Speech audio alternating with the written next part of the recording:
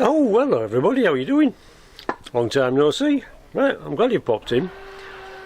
Just a little thing left over from the windscreen cowling, which is, must admit, caught me out. I'll show you. There's one. Now you see it. No you don't. There's just two little bits of rubber that go on either side of the plastic bit that's with the, where the windscreen wipers are fitted. I used to be able to talk. Now mine have never been fitted. I found them under the bonnet ages ago, and I thought I'll put them to one side. So I don't know where they go, but they probably belong somewhere and they're quite important, so I'll keep them. Right, well, it wasn't until last Sunday went out for a jet wash. Thought I'll get some salt off, give it a bit of a swill. Did that, of course it rained afterwards. Coming back in Monday morning, passenger side carpet, wet through, coming through the heater. Yeah, and it's because of those two big holes. Yeah, I didn't know that either. I had no idea. Mine had never been fitted. So now realising what they were, I found one, can't find the other. It's probably blown out. So mind you, I don't think I've thrown it away. I think it's probably around somewhere safe. Very safe. So I'll have to get another one of them. But that's the main thing. Because that is an enormous gap for the water to get straight into. And because there's only two little weedy holes for the water to get back out, because it floods. So the water came into the heater hole. Ha! Marvellous. Yeah, so the blooming thing. Anyway, so a couple of the things I'm going to do is enlarge the two drain holes underneath the bulkhead, and try and find one of these little plastic bits. Yes, the weather's not too bad. It's warmed up a tad, and I haven't even got my coat on. And everybody's out and kind of drilling things and doing things and all sorts. So anyway, jolly good luck to them for that. Right, so that's one thing I'm on with. To be honest, I haven't done much. I've still got the door locks to do, but that's waiting for a better weather. It's going to be really tedious, is that? You have to take all sorts out, change the engine oil and empty the ashtrays just to change the door lock. Anyway, the other thing I've been doing, mud flaps. I was getting in a flap. This one on this side was hanging by a thread.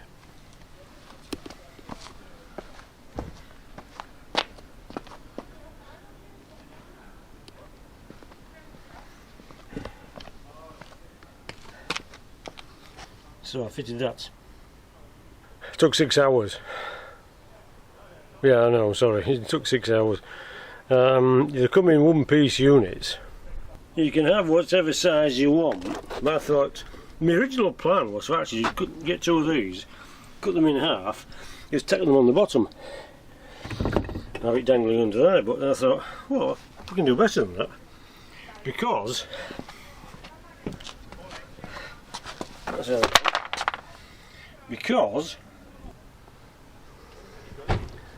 dark cars, they show the muck immediately. That happened just after I pressure washed it down at garage. What's the point? You can't tell, can you? So, but see, that's where old Lollopy, he came in trumps, because being a light colour, you could get really mucky and you couldn't really tell.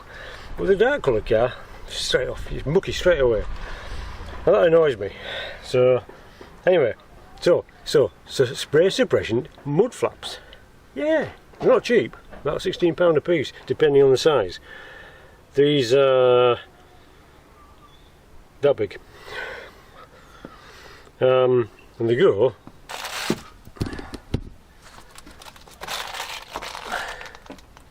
under there like so, and it blocks off all that.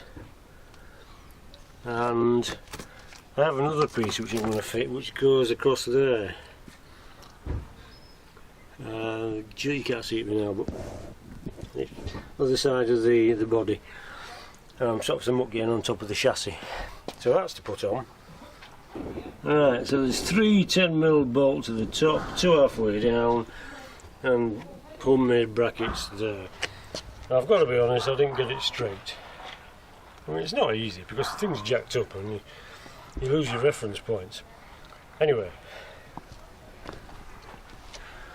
that's one side done. I'm going to do the other side, then arrange something for the front.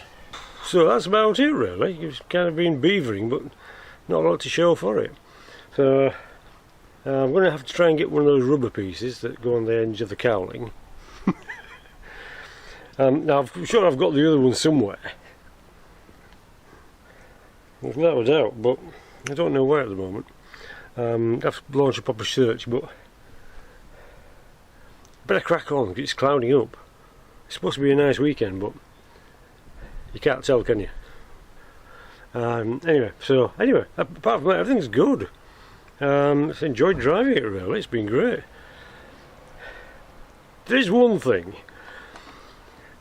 I believe an automatic should have a bigger engine.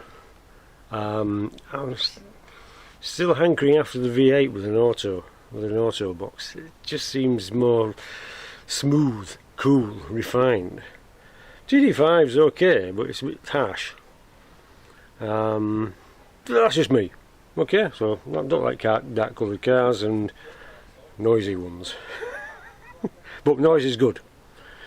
If you can hear you coming, they get out of the way. You can't knock anybody down. There's no excuse. Didn't hear you coming, bang. No, none of that silent nonsense. With electric cars, it's going to get people killed.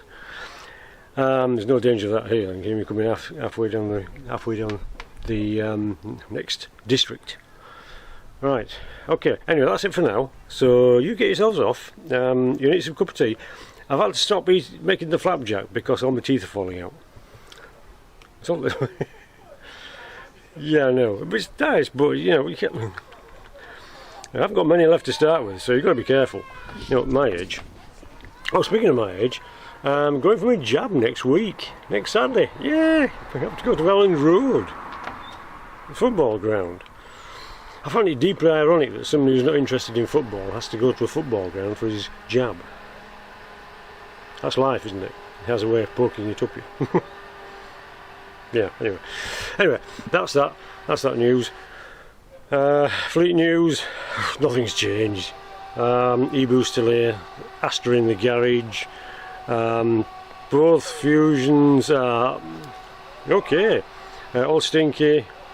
His little Trojan is fine. Yeah, cheap heap, not really used him.